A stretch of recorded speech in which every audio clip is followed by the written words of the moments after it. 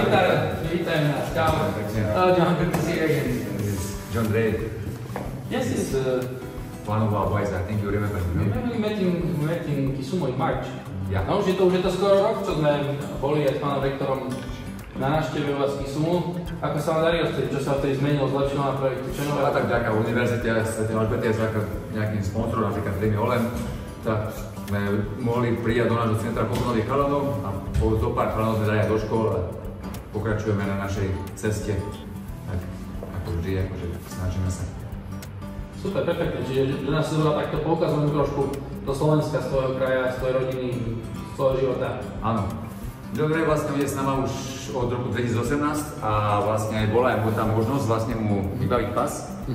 Proste má ešte rodičov jedného a druhého a bolo také trochu jednoduchšie, lebo horšie to je s tými chalanmi, ktorí teda nemajú nikoho, tak tam je taký problém.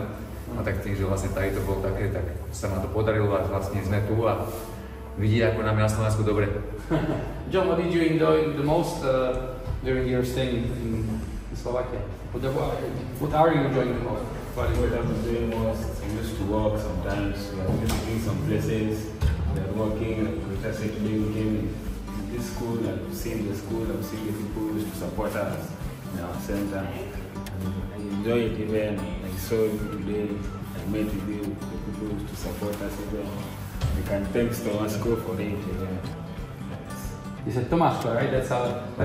Tak ťa chlapci nazývajú. No tak volajú Tomáško. Veľký vysoký šéf, ale Tomáško. No Tomáško. Oni presne nevedia, čo to znamená, ináč taká rodinina, ale akože Tomáško.